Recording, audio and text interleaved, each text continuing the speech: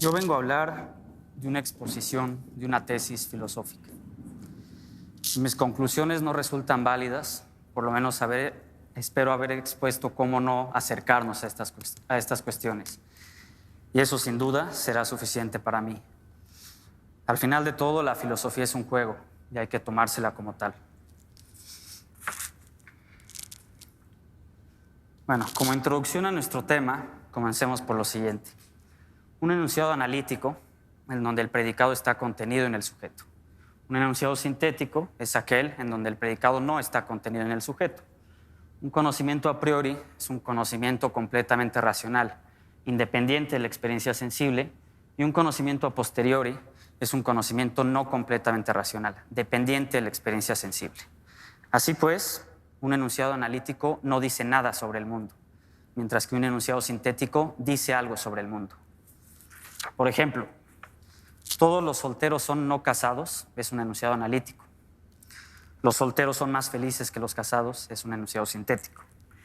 Un conocimiento a priori es un conocimiento como la suma de los ángulos internos de un triángulo es igual a 180 grados.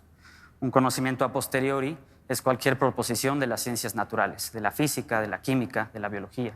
Tradicionalmente, se había pensado que existía una relación necesaria entre los juicios analíticos y el conocimiento a priori, y una relación necesaria entre los juicios sintéticos y el conocimiento a posteriori. Esto es, si un enunciado no dice nada sobre el mundo, entonces es independiente de la experiencia sensible. Por el contrario, para el segundo enunciado, si un enunciado dice algo sobre el mundo, entonces es dependiente de la experiencia sensible. En un cuadro muy sencillo, así quedaba más o menos esta clasificación clásica entre juicios analíticos y sintéticos y conocimiento a priori y a posteriori. Fue Kant el primero en establecer la posibilidad de juicios sintéticos a priori y en romper esta relación clásica. Además, hay una concepción propiamente kantiana de qué es lo a priori. Y para Kant, un conocimiento a priori es tal no porque no comience con la experiencia, sino porque no surge de ella. Es una definición mucho más sofisticada de lo a priori, y vemos como el cuadro anterior ahora se transforma y hay juicios sintéticos a priori. Es decir, puede haber juicios que dicen algo sobre el mundo y que a la vez no surgen de la experiencia, en este sentido kantiano. Sin embargo, también tenemos que hablar de las críticas a Kant, o a la filosofía kantiana en este sentido, y de los prejuicios de Kant.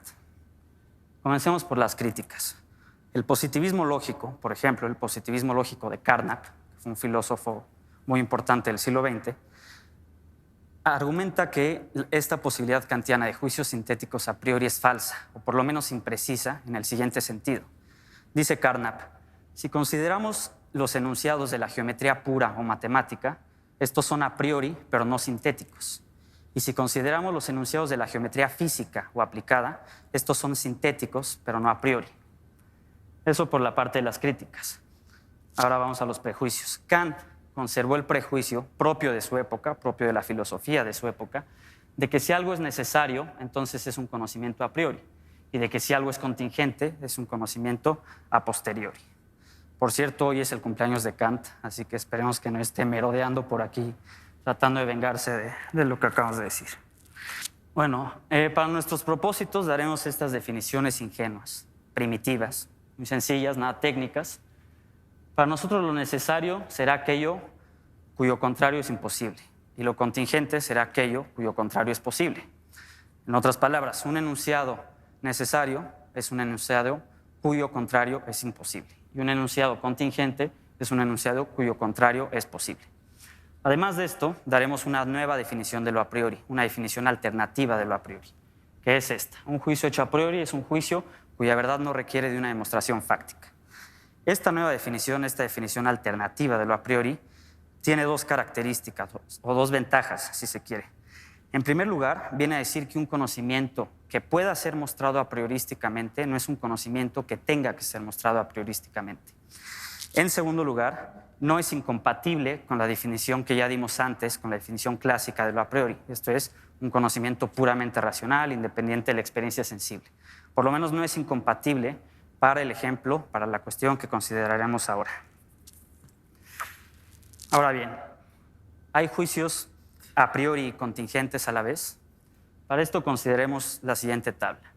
En ella están expuestas las principales diferencias entre tres tipos distintos de geometría: la geometría hiperbólica o de Lobachevsky, la geometría euclidiana y la geometría elíptica o de Riemann.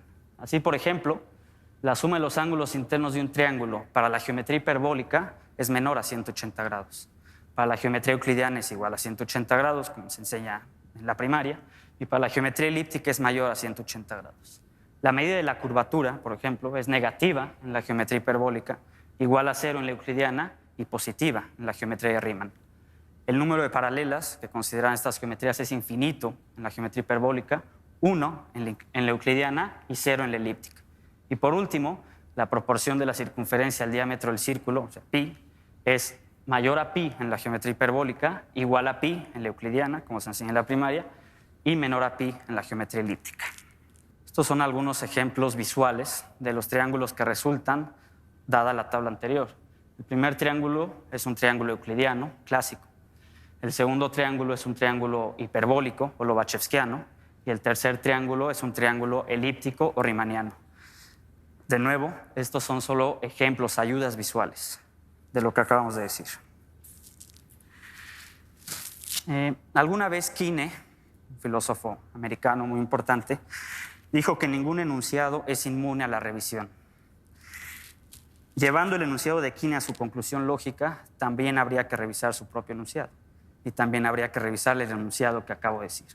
Pero bueno, más allá de este mal chiste filosófico, revisemos el enunciado, un enunciado matemático. Si es verdadero, entonces es necesario, a partir del enunciado, la suma de los ángulos internos de un triángulo es igual a 180 grados. Estos dos enunciados que he puesto aquí son verdaderos, los dos.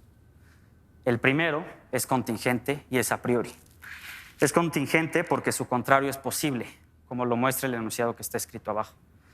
Y es a priori, o bien porque es un conocimiento racional, independiente de la experiencia sensible, o bien porque su verdad no requiere de una demostración fáctica. Es decir, es a priori, dada la definición clásica y dada nuestra definición. Ahora consideremos estos enunciados. El primero de ellos es verdadero y el segundo es falso. Y además, el primero de ellos es a posteriori y necesario a la vez. Es necesario porque su contrario es imposible, tal como lo muestra el enunciado que está escrito abajo. Y es a posteriori porque su verdad está establecida a partir de una investigación empírica sobre la estructura geométrica del espacio. Muchas gracias.